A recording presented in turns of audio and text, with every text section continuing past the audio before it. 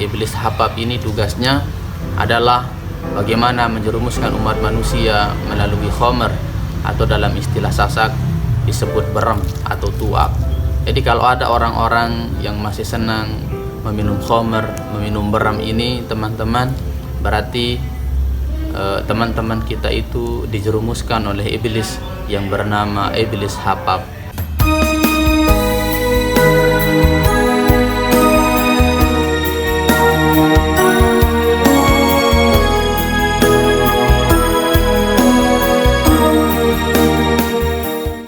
Bismillahirrahmanirrahim.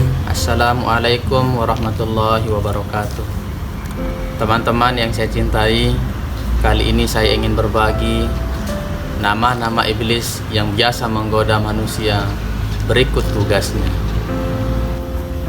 Di dalam buku ini Fuad Qauma menjelaskan bahwa ada 8 nama-nama iblis. Berikut tugasnya. Yang pertama, iblis Zailatun. Iblis ini adalah iblis yang bertugas untuk menjerumuskan para pedagang di pasar supaya mereka berdusta, supaya mereka mengurangi timbangan, dan supaya mereka para pedagang itu membuat keonaran sesama pedagangnya. Kemudian yang kedua ada namanya iblis Wawasin. Iblis jenis ini adalah iblis yang bertugas menggoda atau menjerumuskan orang yang beriman supaya menggerutu, supaya tidak sabar atau tidak ikhlas setiap kali menerima musibah dari Allah Subhanahu wa taala. Kemudian teman-teman, di sini yang ketiga disebutkan ada juga namanya iblis A'wan. Iblis yang bertugas menyesatkan dan mempengaruhi para remaja dan pimpinan umat supaya selalu berbuat zalim, supaya menjauhi hal-hal yang baik. Dan iblis A'wan ini teman-teman, mereka menanamkan kesenangan supaya umat manusia itu senang atau suka berbuat kemungkaran. Selanjutnya yang keempat ada namanya iblis Habab.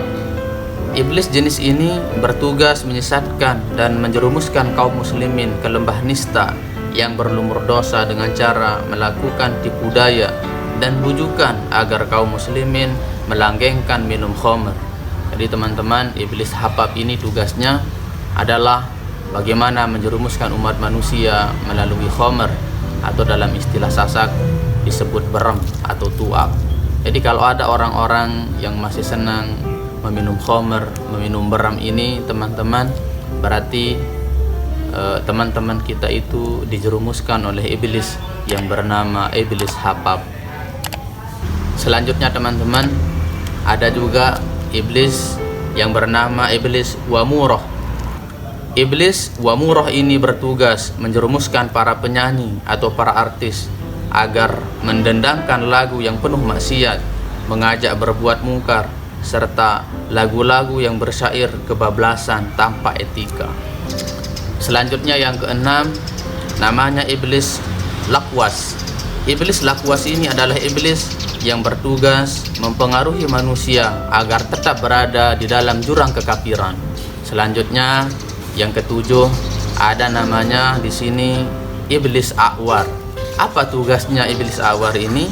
Iblis jenis ini bertugas untuk mempengaruhi dan menggoda laki-laki dan wanita untuk melakukan perbuatan zina atau melakukan perbuatan maksiat lainnya. Nah, ini juga teman-teman, iblis A'war ini tugasnya adalah bagaimana menjerumuskan antara laki-laki atau antara pemuda dan pemudi. Biasanya ini mohon maaf untuk kawan-kawan kita yang statusnya masih berpacaran misalnya. Jadi iblis jenis ini atau iblis A'war ini sangat senang sekali, dan memang itulah sasarannya, sasaran empuknya. Bahkan di sini ada ulama yang menjelaskan bahwa ketika wanita itu menghadap, maka iblis A'war ini duduk di kepalanya untuk menghiasi wajah wanita tersebut agar tampak menarik bagi orang yang melihatnya, terutama bagi kaum lelaki. Kemudian jika wanita itu berpaling ke belakang, maka iblis itu duduk di pantatnya untuk menghiasi supaya pantat wanita tersebut tampak menarik bagi orang yang melihatnya. Kemudian teman-teman, yang kedelapan ada namanya iblis wasnan. Apa tugasnya iblis wasnan ini? Tugasnya adalah mengencingi orang supaya malas bangun untuk beribadah. Nah, ini teman-teman, kalau ada di antara kita yang malas atau susah bangun untuk beribadah, maka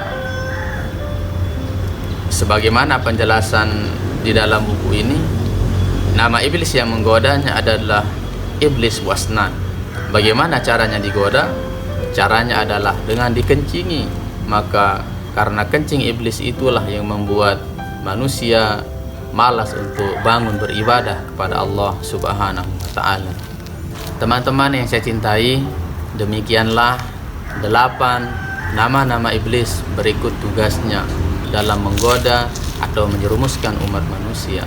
Mudah-mudahan setelah kita mengetahui nama-nama iblis dan tugasnya masing-masing itu, kita bisa lebih berhati-hati, kita bisa lebih waspada dalam melangkah, dalam menjalani setiap aktivitas kita sehari-hari.